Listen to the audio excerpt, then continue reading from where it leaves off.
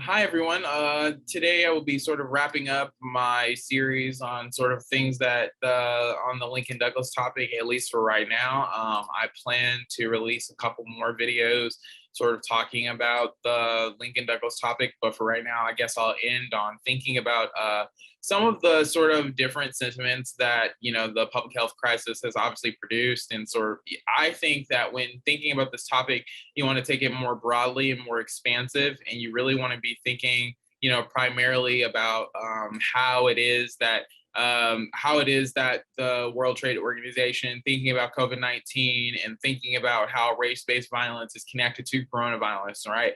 You want to think about that primarily, and then you want to think about how racial identities are produced through that, right? I've been talking a lot through this series about Black bodies, but obviously we can think about how the anti-China sentiment was produced, as an increase of race-based violence and animosity towards China, obviously, in the context of Trump, right? And so obviously what this kind of produces is it means that there's a certain vulnerability that exists because of the racial sentiment that's produced, right? And so you thinking about how those bodies were constructed as different, as alien, as foreigners, right, already in the status quo by the US, by other dominant groups, is proof of why power constantly shifts through certain bodies of certain people of color, right? And so you don't have to necessarily primarily talk about certain Black bodies being disproportionately affected by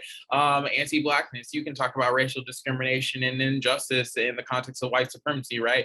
And so thinking about how the racial climate is reinforced by global policing, right? Not primarily of Black bodies, but also we can think about all of the bodies of who are oppressed as a product of reinforced white solidarity with white social capitalism, right?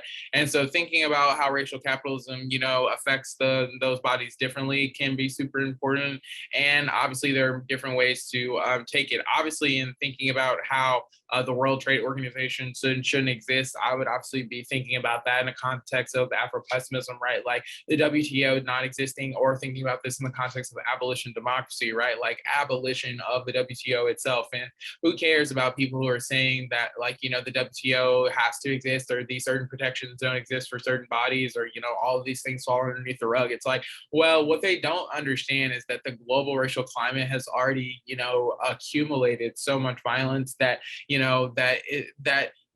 there is an over accumulation of violence that certain bodies experience, on an everyday basis. And so really it's a evaluation mechanism between the vulnerabilities that they currently experience and the risk that those vulnerabilities could potentially get worse. And the risk that those vulnerabilities could get worse should not come at, should not come at the cost of abolitionist praxis or abolitionist consciousness. And that's another thing that you definitely need to be thinking about, is thinking about why it's important to have an abolitionist praxis or consciousness to even begin with.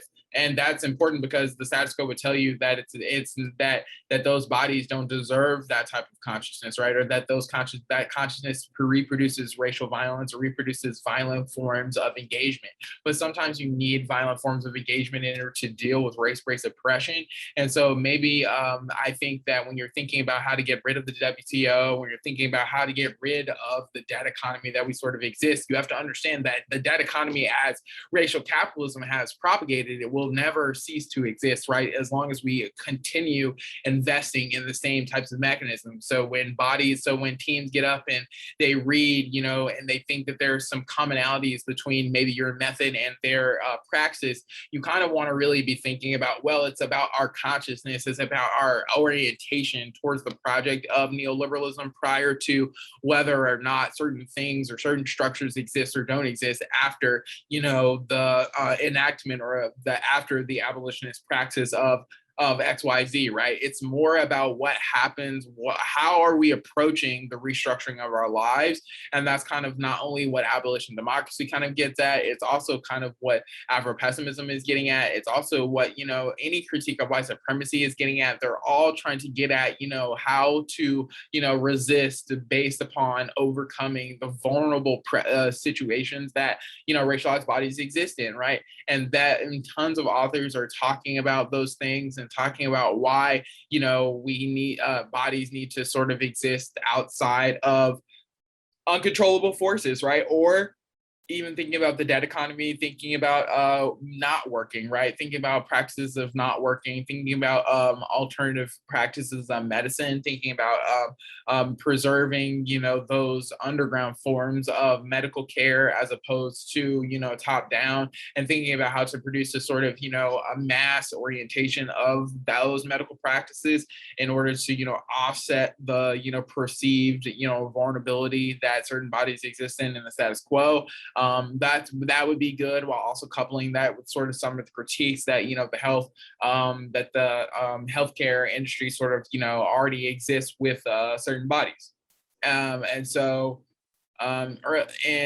thinking about how global policing is still a thing that affects all bodies is certainly how you're going to want to approach this topic, and it's definitely how you're going to want to approach when you're constructing affirmatives, and when you're also sort of thinking about how to construct criticisms against certain affirmatives that take pride in preserving innovation and technological projects at the cost of certain globalized populations.